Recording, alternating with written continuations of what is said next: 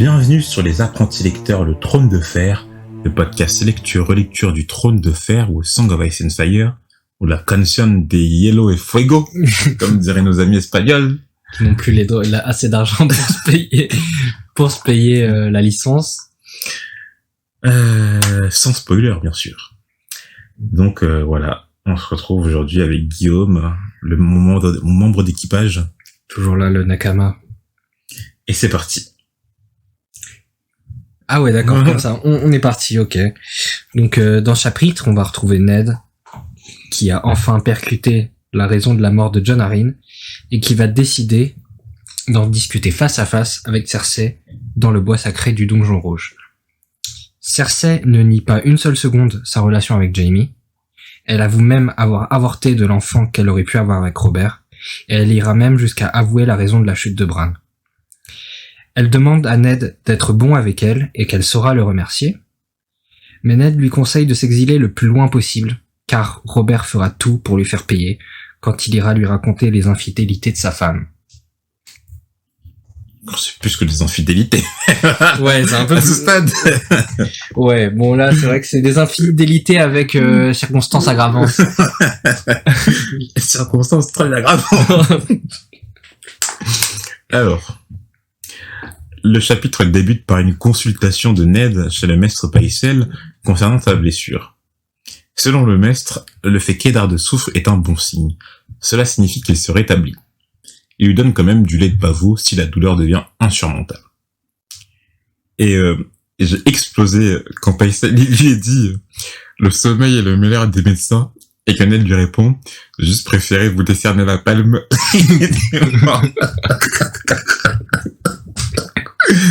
Franchement, quand j'ai vu ça et tout, j'ai explosé vraiment.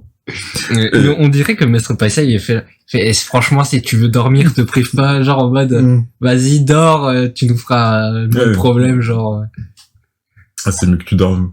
Ouais. Comme ça, ok, il se passe des trucs, bon, on va attendre le retour du roi, en attendant, sois tout doux et reste dans ton sommeil, quoi. Ouais, voilà, c'est ça.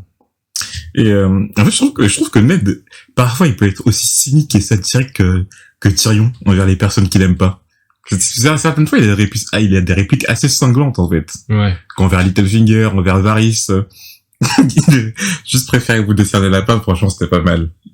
C'était assez drôle. Je vais m'arrêter parce que sinon je continue à rire pendant tout l'épisode. Pycelle lui apprend que Cersei a reçu une lettre ce matin de son père Tywin Lannister. La lettre explique que le seigneur de Castle Rock est courroucé de la décision de Ned d'envoyer des hommes contre son banneré Gregor Clegane. Ned soupçonne Pycelle d'être du côté des Lannister et de répéter à la reine Cersei tout ce qu'il entend. Ainsi, il est prudent en sa présence. D'ailleurs, il suppose que c'est Cersei qui a chargé Pycelle de lui transmettre les sentiments de Tywin.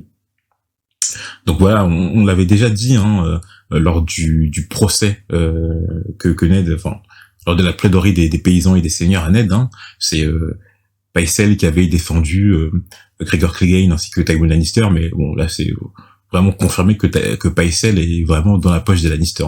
Ouais.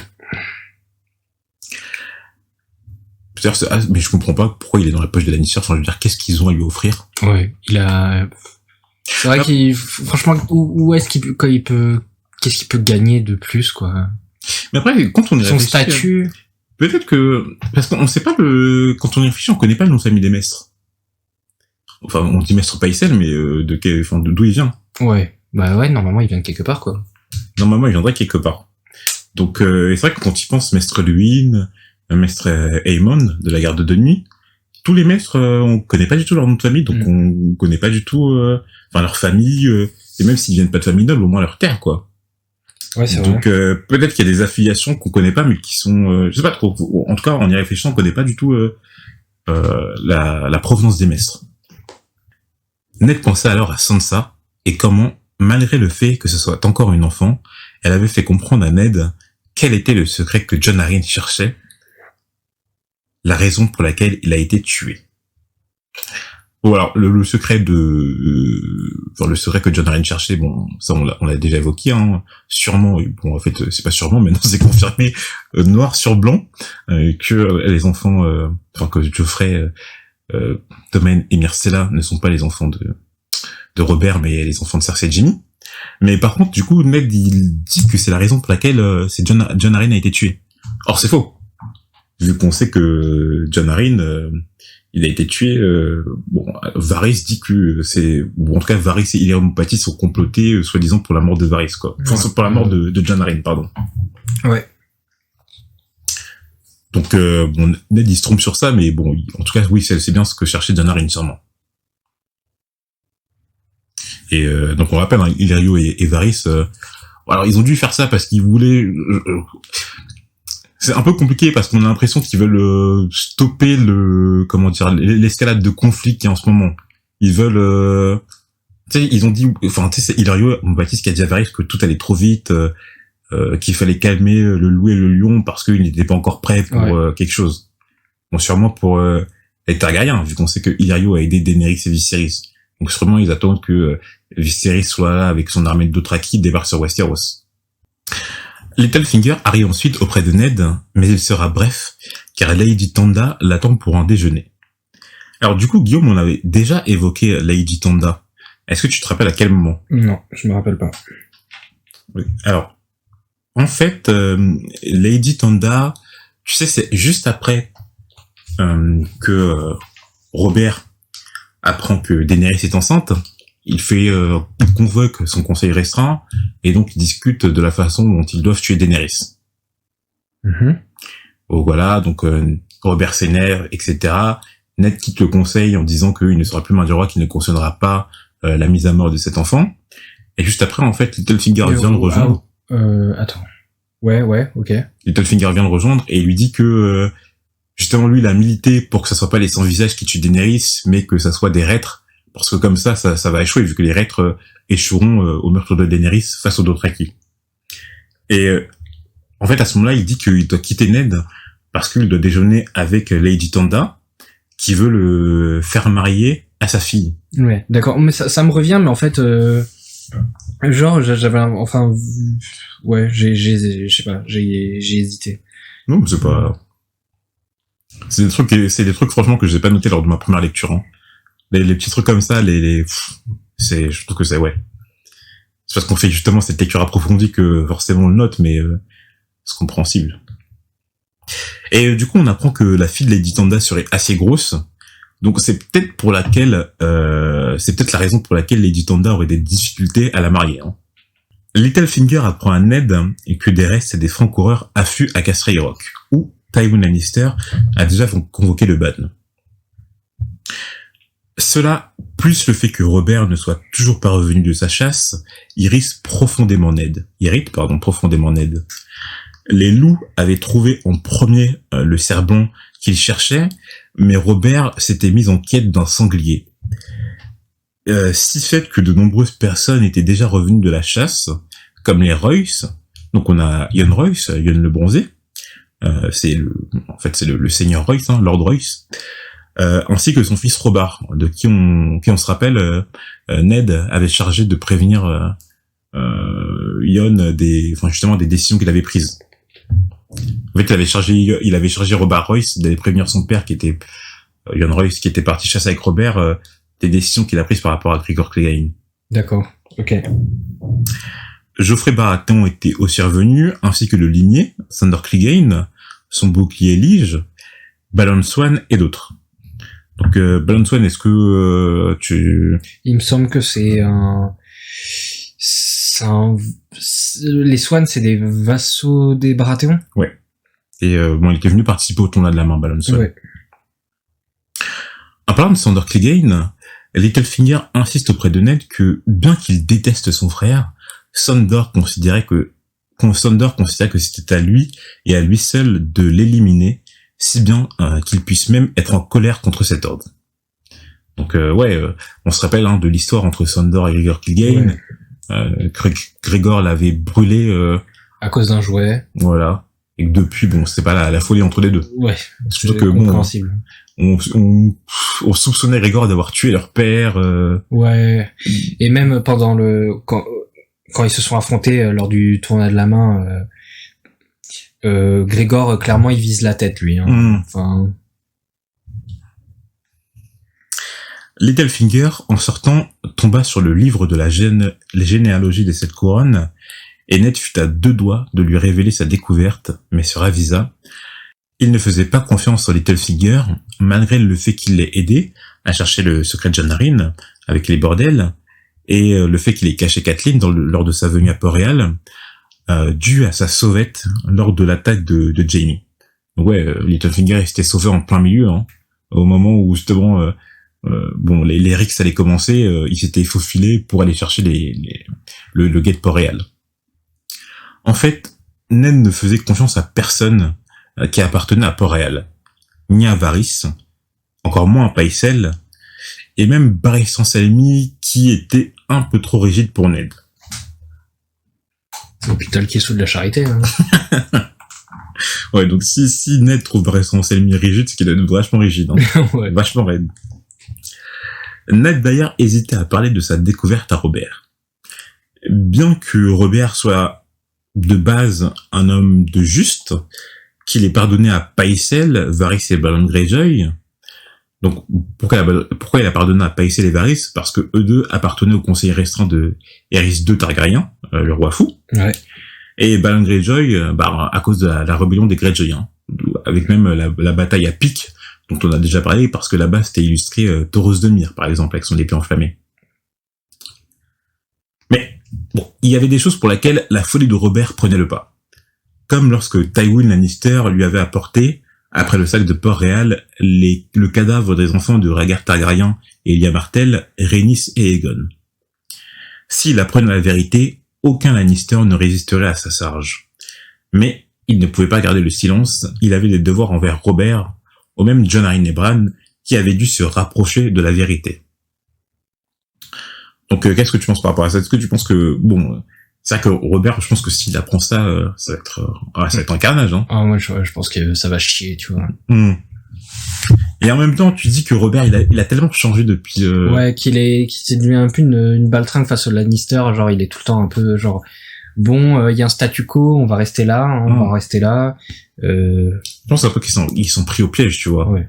En même temps, il a des enfants avec une Lannister. Mais une fois qu'il se dit que ses enfants ne sont pas les siens, qu'il a plus aucun lien avec les Lannister, là, peut-être que oui, peut-être qu'on retrouvera le Robert d'il y a 15 ans.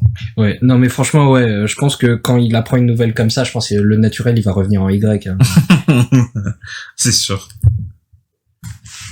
Donc oui, sûrement les cadavres de Geoffrey, Myrcella et Tommen, voilà quoi, ils seront bien accrochés sur des poternes le long de Port-Réal pour prévenir le prochain qui se fout de ma gueule. C'est à quoi s'attendre. Ça doit faire 15 ans que Cersei se fout de sa gueule. Ah non, ça doit être terrible. Terrible comme nouvelle, ça. Et oui, du coup, Ned suppose que Janarin s'est rapproché de la vérité, ce qui est vrai, parce qu'il a des preuves, par contre, que Bran, moi, c'est une supposition qui touche juste, mais une supposition quand même. Donc, il a un peu d'instinct, il a un peu de fer, le Ned. Et alors, c'est maintenant Gros Tom, de son prénom Tomard, qui s'était vu confier le commandement de la garde personnelle d'Eddard Stark, après Jorah Cassel, mort, bien sûr, et Aline, partie avec Beric Dondarrion. Il lui demanda de l'amener dans le bois sacré du Donjon Rouge, vide, vu qu'ici on prie les dieux du Sud, donc la religion des Sept. Hein. Et ici, dans le bois sacré du Donjon Rouge, l'arbre-cœur était un vulgaire chêne et non un baral avec une face sculptée. Et c'était là qu'il devait rencontrer Cersei Lannister. Pourquoi dans le bois sacré? Pour que les dieux en soient témoins. Oh shit! Ah, qu'elle a sorti ça! Ouf! Donc il y a un truc chaud qui se prépare. Ouais. Que c'est la dit pour que les dieux en soient témoins avec sa voix grave là. Ouf! Ah, la température elle est montée d'un cran. Faut plutôt être descendu hein, avec les dieux du Nord. Ouais. C'est devenu glacial. Il remarqua sa beauté qu'il n'avait plus remarquée depuis longtemps. Donc, mais c'est vrai qu'on n'a pas trop vu Cersei hein, depuis le début du tome. Donc on n'a pas une description d'elle, on l'a rarement vu, on l'a plus aperçu qu'autre chose, à part lors du chapitre de Bran hein, où il les découvre. Mais sinon, c'est vrai que c'est peut-être une des premières fois où on la voit avoir peut-être avec Sansa aussi, hein, mais avoir un vrai dialogue avec un personnage conscient en point of view. Ouais. Et donc c'est une femme très belle, de ce que nous dit Ned. Et si Ned dit que c'est une femme très belle, c'est que elle doit vraiment être très belle, parce que je pense pas qu'il dit ça par rapport à beaucoup de femmes. Hein. Quoi? Je pense pas que Ned dise ça par rapport à beaucoup de femmes. Ouais, même Marjorie Tyrell, il a dit, elle est loin de ressembler à Lyanna, quoi. C'est ça. Ned, il a un cœur de pierre, un cœur en de neige, tu vois. Ouais. Il a un cœur froid. Donc s'il remarque la beauté d'une femme, c'est que la blondeur de Cersei, elle doit faire tourner des yeux. Bref. Alors bon, là, il y a une grosse discussion entre les deux. Et c'est vrai que on va pas vous la résumer parce que en fait, c'est mieux de la lire. Bon, on n'est pas là on n'est pas là pour citer le texte. On va juste parler de quelques passages, mais je trouve que cette conversation elle est vraiment bien écrite. Donc déjà, elle lui demande si Robert l'a déjà frappé, question à laquelle elle répond une ou deux fois. Donc on avait déjà parlé un peu de la violence de Robert lorsqu'elle a frappé la première fois. On s'était dit, je sais plus si c'était en off ou dans le podcast, que Robert c'était un peu il a la main lourde, quoi. Voilà. C'est le genre de mec contre qui on porte plainte à la gendarmerie 3 ou 4 fois en disant oui, Marie, ça fait quand même quelques fois qu'il me frappe là, ça va peut-être voilà. Donc il boit du Ricard quelques fois, bon, quand il est trop bourré, comme tu dis, il a la main lourde. On en rigole, mais c'est pas drôle, hein, mais c'est plus dans le sens où et le pire c'est que c'est ça, c'est-à-dire que Robert en fait, il est tellement chaleureux que c'en est triste en fait quand il en vient à frapper une femme. Ouais. C'en est triste au final. Et bref, là la conversation qui suit, etc. Et donc Ned lui dit, en parlant de Jaime, Ned lui demande si c'est son frère ou son amant. Question auquel elle répond en fait pour les deux, sans détourner le regard. Courageuse, Cersei, si elle ne détourne pas le regard devant cette question. Et alors, avant de passer à la suite, moi j'ai envie de me poser la réflexion en disant comment ça se fait que Ned il ait deviné ça? Parce que je veux bien que il ait fait tilt quand Sansa lui a dit que Joffrey n'avait rien d'à Baratheon. Je veux bien que par rapport à la couleur des cheveux, il soit dit ça colle pas. Mais alors pourquoi avec Jaime? Je veux dire, ça aurait pu être n'importe quel amant blond ou je sais pas, d'une couleur de cheveux roux, qu'importe. Mais pourquoi Jaime? Là, c'est toujours quelque chose qui m'a un peu chiffonné, c'est-à-dire que oui, d'accord, je comprends que tu dises, ok, c'est pas ses enfants, soit, mais alors, comment tu devines Jaime d'un coup comme ça, quoi? C'est vrai que tu dis pourquoi, ça aurait pu être n'importe quel blond, Là, moi, c'est toujours quelque chose qui m'a un peu dérangé. Dans le sens, je vois bien qu'ils comprennent que c'est pas les enfants de Robert, mais comment il sait directement comme ça que c'est Jaime? Ouais, parce que, j'avoue, il pourrait se dire, parce qu'en plus, souvent, quand t'as des valeurs morales comme ça, et tout, t'as du mal à imaginer un truc encore plus... Tu sais, quand tu découvres un truc grave, t'as du mal à imaginer un truc encore plus grave. Genre, deviner l'infidélité, ok. Deviner l'inceste, c'est encore... faut vraiment pousser la réflexion encore plus loin, tu vois. Faut taper dans les coins, dans la réflexion. Et moi je veux bien qu'on dise bon, Cersei et Jaime ils ont l'air proches tout, mais jusqu'à maintenant on n'a jamais vu qu'il y avait des signes qui... Il a dû se dire Geoffrey il est vraiment tellement con, il doit être consanguin, tu vois. Il est trop con ce mec, pas possible. Et en plus même pas, parce qu'en vrai Geoffrey soit il comme dit rien, c'est un lâche, c'est un péro, tout ce que tu veux, mais il est pas bête quoi, il a pas des signes de... enfin de ce qu'on lit tout, il a pas des signes de consanguinité pure quoi. Ouais, il est pas voilà, il a pas de signe de trisomie, il a pas de malformation physique. Là, on dit que c'est un grand prince blond d'après Sansa. Donc moi, voilà, Jaime, comment je dis pas que c'est une facilité, mais moi je veux bien qu'on me montre comment Ned a réfléchi dans sa tête pour arriver au fait que ça soit Jaime qui couche avec Cersei. Enfin bon. Et bon, Cersei est justifiée par le fait que les Targaryens le faisaient depuis 300 ans. Donc les Targaryens, oui, pour préserver leur sang, leur lignée, leur pureté, ils couchaient ensemble. Bon, c'était ce que faisaient les Targaryens. Et alors du coup, je te pose la question, Guillaume, comment toi tu penses que ça s'est passé à Westeros par rapport aux Targaryens? Je veux dire au niveau de leur inceste. Parce que bon, on sait ils sont quand même ils sont quand même pieux, hein, à Westeros, ils ont une religion soit des Seth, soit la religion du Nord, hein. Et bon, dans aucune de ces religions, ça a l'air d'être accepté l'inceste. Même dans aucune religion, c'est accepté l'inceste, hein. C'est quelque chose qui est vraiment très proscrit, même quand on parle, enfin, dans les religions de notre monde. Donc comment tu penses que ça a été accepté par les gens de Westeros ou par la religion ou les choses comme ça, ou parce que ça a continué à se prospérer, hein, pendant ces 300 ans, c'est quelque chose d'admis que les Targaryens couchaient ensemble.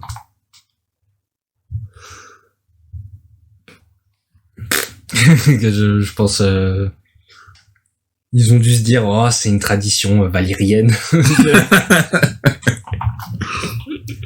Ouais. Donc tu penses que c'est bon, genre en mode que ça a été accepté par les habitants de Westeros Déjà souvent les habitants de Westeros souvent quand tu t'es fait conquérir la gueule t'évites de remettre en question celui qui t'a conquis déjà. Ensuite peut-être peut-être une pratique qui date de Valyria, tu vois. Peut-être à l'époque d'Aegon, soit. Mais par exemple à l'époque d'Aerys, où on a dit hein qu'il y a 150 ans les dragons avaient disparu, donc il y avait plus cette peur des dragons. Et je veux dire les Targaryens c'était des humains normaux, sans plus de force de frappe que d'autres quoi. Donc à ce moment-là, est-ce que non, je sais pas, je te demande justement parce que vu que Ned, la façon dont réagit Ned à cet inceste, ça prouve quand même que c'est quelque chose qui est assez rejeté. Ouais. Et vu la façon aussi dont réagit Cersei. C'est-à-dire Cersei est en disant oui les Targaryens, mais ça se voit que elle se justifie en fait pour elle-même. Ouais, ils doivent se dire les Targaryens c'est l'exception quoi, ils font ce qu'ils veulent. Je sais pas. Franchement, je sais pas. Oh, ok. Et Sansa, j'ai dit Sansa. Cersei avoue même avoir fait chuter Bran, et peut-être que Ned comprend aussi que... Alors, c'est étrange, parce qu'en fait, Cersei dit oui... Ned dit oui par rapport à Bran, et Cersei dit que oui, c'est moi, il nous a vus. Mais du coup, elle le dit d'une telle manière que Ned peut aussi comprendre que c'est peut-être elle qui a tenté d'assassiner Bran après, tu vois. Je ne vais pas prendre les miens. Moi, je l'avais pas compris comme ça, moi. Tu l'avais compris comment? Je sais pas, Parce qu'en fait, Cersei, avoue que c'est elle,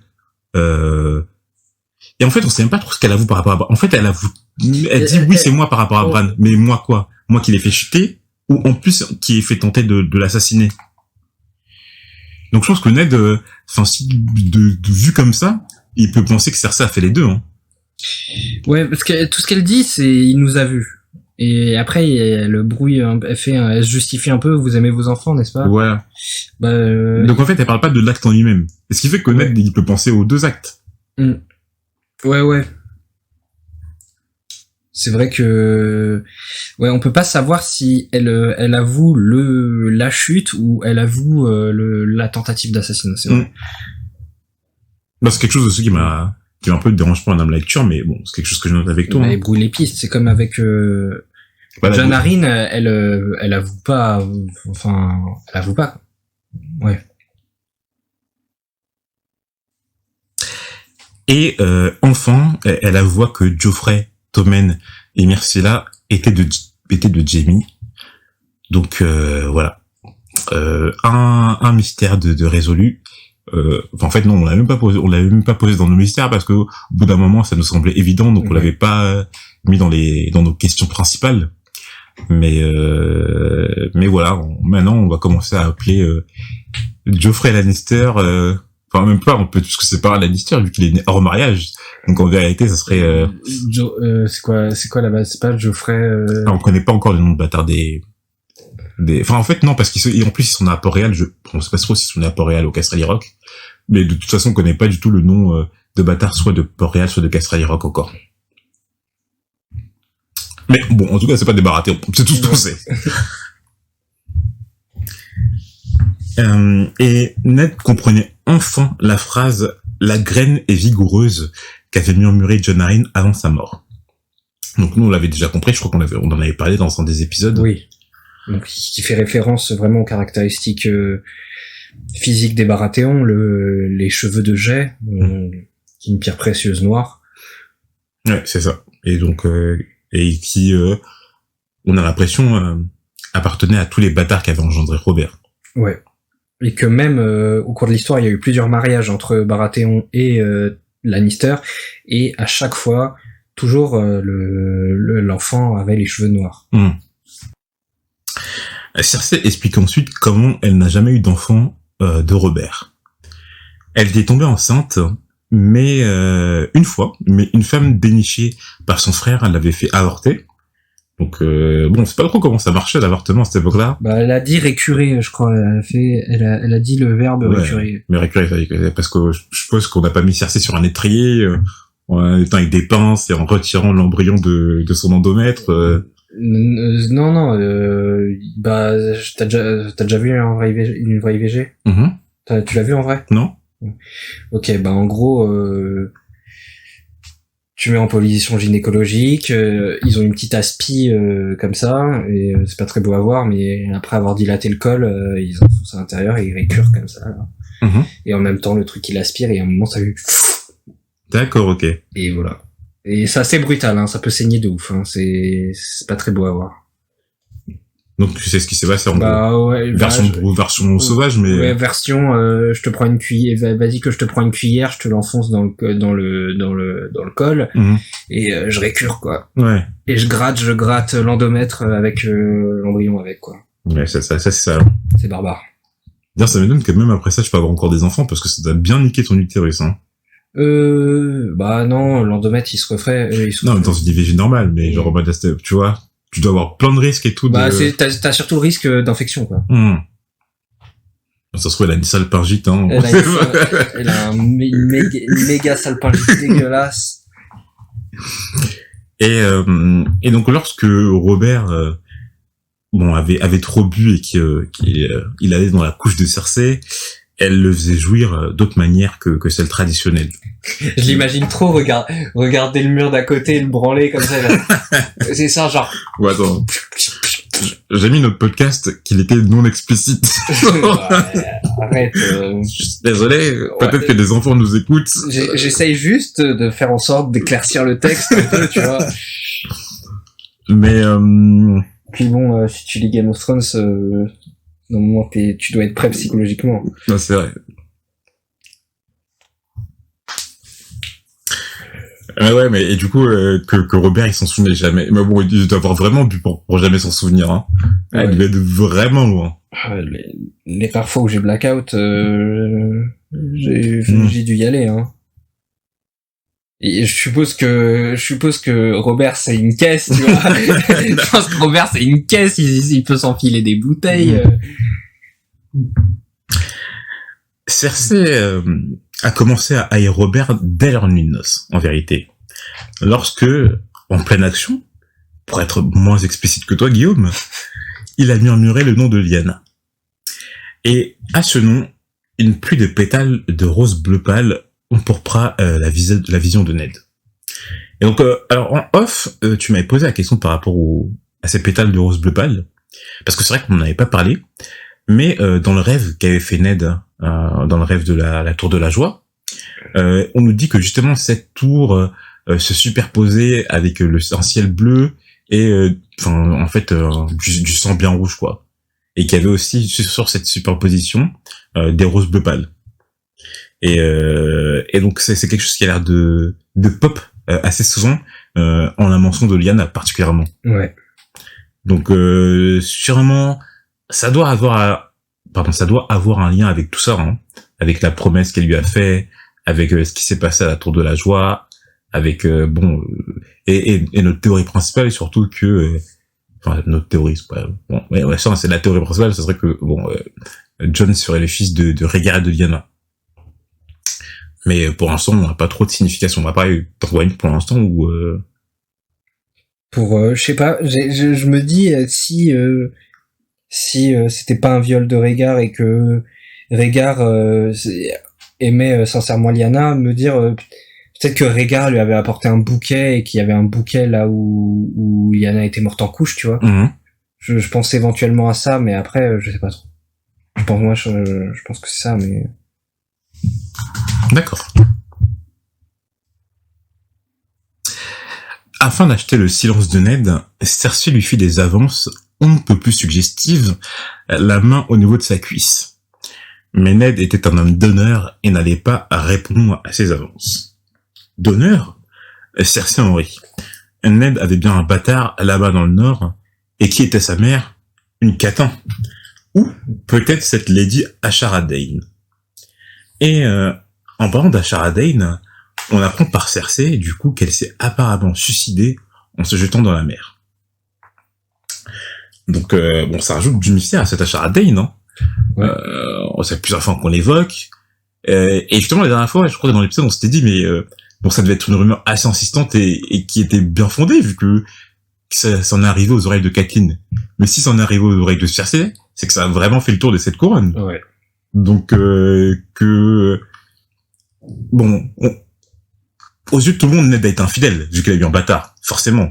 Mais du coup, pourquoi particulièrement tout le monde vit cette Ashara Dayne? Ouais. Donc, il a dû forcément se passer quelque chose pour que la rumeur ne s'est pas propagée de cette façon-là, sans fondement, quoi. Mais du coup, c'est dommage, parce qu'on pourra pas apprendre de cette Ashara Dayne ce qui s'est passé, vu qu'elle est morte. Donc, il faudra attendre que Ned nous dise quelque chose, ou bon, quelqu'un qui soit au courant. Ils disent pour son frère tué ou pour son enfant volé. Alors, oui, pardon, mais je dois t'apporter quelques précisions parce que je trouve que la traduction n'est pas très bonne. Parce que dans le texte original, en anglais, hein, Cersei ne dit pas l'enfant volé, elle dit or the child you stole. Donc elle s'adresse à Ned en disant, alors est-ce par rapport, alors, en fait elle dit exactement I'm told what was that about à propos d'Ashara Dayne for the brother you slew, donc pour le frère que t'as tué, or the child you stole, donc le fils l'enfant que tu as volé. L'enfant que tu as volé, mais pas le sien forcément, quoi. Non, pas le sien, c'est-à-dire pas celui de Ned, pas celui d'Ashara, parce que pas forcément celui d'Ashara. Peut-être pas, mais en tout cas c'est Ned qui aurait volé un enfant. Ouais. Putain, il a volé un enfant et ok. Ned il vole des enfants. C'est au calme, et ça fait le tour des 7 couronnes. Il a volé un enfant. Bah, yes. Donc là par contre je laisse réfléchir Guillaume. Donc toi tu penses quoi? Ça signifie quoi? Parce que pour moi c'était solide la théorie Regarliana, on fait Jon, promets-moi de pas parler de Jon. Ça me semblait solide. Mais là, un enfant volé par Ned, je me dis ça peut aussi correspondre à Jon, mais ça se trouve, je sais pas. Là c'est compliqué. Hein. J'ai pas beaucoup d'éléments avec lesquels ouais. Quoi. Non, c'est vrai que tout ce qui est autour de Ashara Dayne, franchement, pour l'instant, c'est assez mystérieux. Mais et franchement, non, mais je trouve que la traduction est vraiment pas bonne. Hein. Parce que l'enfant volé, on comprend pas trop, alors que The Child You Stole, là, c'est plus clair. Volé, ouais, c'est ça, l'enfant que tu as volé. Mais gardons ça dans un coin de notre tête, et puis si Ashara Dayne revient à un autre moment, au moins on se souviendra. Hein. Sur ce... Ned en a alors assez et prévient Cersei que dès le retour de Robert, il le préviendra. Il conseille de partir loin à Cersei, ainsi que ses 3 enfants, et non dans les 7 couronnes. Robert pourrait toujours l'atteindre par rage, mais dans les cités libres, voire plus loin encore. La fureur de Robert les traquera sans relâche, prévient Ned.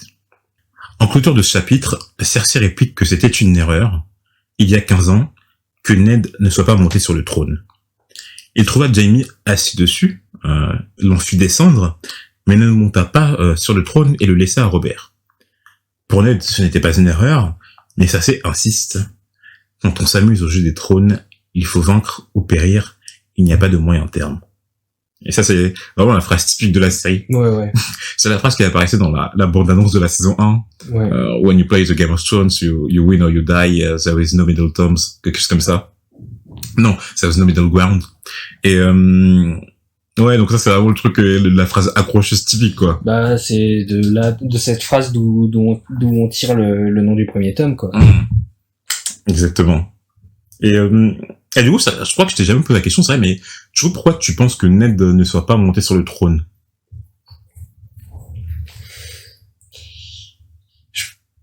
peut-être que vu que il était l'héritier de Winterfell et que son père était mort, son frère était mort, il s'est dit que c'était à lui de se charger du Nord, quoi. Les Stark. Bon, il y avait encore Benjen derrière lui, mais. Ouais, mais bon, il s'est dit que. Après, on savait pas si à ce moment-là il était déjà parti à la garde de nuit. Ouais. Mais ok, donc tu penses qu'il a voulu plutôt reprendre le Nord, quoi. Ouais. Reprendre le Nord. Après, peut-être qu'ils se sont dit qu'il y avait plus de légitimité pour Robert parce qu'il était plus grand meneur dans la bataille, qu'il avait plus de gens pour le suivre, ou des trucs comme ça. Bah, il y a aussi un truc de légitimité chez Robert, c'est que au niveau de son ancêtre, on sait que le premier Baratheon, on sait que Horis Baratheon, je crois que c'est dans les appendices. Ouais, en fait, mais je sais plus c'est comment ils le disent de quelle manière, parce que c'est pas le premier Baratheon. Ah si, en fait, oui, non, mais il a pris, c'est compliqué. En fait, bah, oui, alors Robert, il a aussi une autre sorte de légitimité, parce que dans les appendices, on nous dit que Horis Baratheon, le fondateur de la maison Baratheon, était le frère bâtard d'Aegon le Conquérant. Donc, bon, même si ça a été dilué au fil de 300 ans, Robert, d'une certaine façon, est le plus proche des Targaryens par l'affiliation, quoi. Ouais. Donc peut-être qu'il y avait ça aussi. Je pense que le Ned, au final, ça l'intéresse pas plus que ça de régner. Je pense que ça se trouve, ça l'intéressait pas, quoi. Et je pense que quand il a revu Robert, il a vu ce qui était devenu. Bah putain. J'ai bien fait, ouais. J'ai bien fait. Ça, ouais. En plus, c'est ce qu'il dit, hein. Je sais pas quellement il dit, mais bon, les Stark, ils appartiennent au Nord, ouais. Je crois que il aime personne à la cour, il fait confiance à personne à la cour. Je pense qu'il est content d'avoir dans le Nord des gens en qui il a confiance, des gens sur qui il peut compter et tout, alors que à la cour, t'as toujours des gens qui ont qui manigancent des trucs dans ton dos. Et en plus, je crois que c'est Catelyn qui disait dans les premiers chapitres, ouais, t'as vu ce qui s'est passé quand ton père et ton frère étaient partis au sud, ils en sont pas revenus. Le sud c'est pas fait pour les Stark, entre guillemets, quelque chose comme ça. Ouais. Bon, après on sait que Ned il allait jusqu'à Dorne, hein. Il allait jusqu'à très très loin au sud pour bon, on sait pas pourquoi, mais enfin pour se battre avec les membres de la garde royale là et aller à la tour de la joie, mais après bon. Il y a un probable lien avec Lyanna quand même. Mais en tout cas ouais, donc ouais, Ned il est pas monté sur le trône, quoi. Il sait pas, est-ce que c'est une erreur ou pas, je suis pas sûr, hein. De son côté, je suis pas sûr qu'il considère ça comme une erreur, hein. Ouais. Enfin, il le dit même, mais. Il le dit, mais je sais pas, ouais. Vu ce qui est devenu Robert, comme tu dis, hein. Là, il a bien eu raison de rentrer dans le Nord. Enfin, voilà, on en a fini pour ce chapitre. Il y avait pas mal de choses à dire, grosse révélation. Joffrey, Tommen et Myrcella, oh mon Dieu, ne sont pas les enfants de Robert. Donc maintenant, on attend impatiemment qu'ils reviennent, hein, parce que là, c'est là que ça va commencer à chauffer. Ouais. Dès qu'il va poser les pieds à Port-Réal, Ned va le prévenir. Là, on nous dit que les étincelles étaient là, mais là, ça va devenir bouillant. Hein. Ouais. À partir du moment où il va prendre ça, Robert, ça va être incroyable. Donc vivement le prochain chapitre de Eddard. Et mais bon, pour la prochaine fois qu'on va se retrouver, ça sera pour un chapitre 2 Daenerys. Ah bon, voilà. Tu vois, c'est ce que je te disais au tout début. Quand justement on est dans le feu de l'action, là on est bien, tu vois, il y a un truc qui va se passer de ouf, et bam, on nous envoie Daenerys en Essos. pour calmer tes ardeurs, ouais, t'es chaud, t'as hâte, et ben non. Ouais. Tu vas avoir des Dothraki. Enfin voilà, donc on espère que vous avez apprécié cet épisode des chapitres. Vous pouvez nous retrouver sur les réseaux sociaux, vous pouvez aussi nous contacter par mail, et si vous êtes assez sage et gentil, non, on rigole, hein, mais voilà, aussi nous commenter et nous noter sur Apple Podcast, ça fait toujours plaisir. Enfin voilà, et puis on se retrouve, on espère que vous passerez une bonne semaine, on se retrouve à la prochaine fois.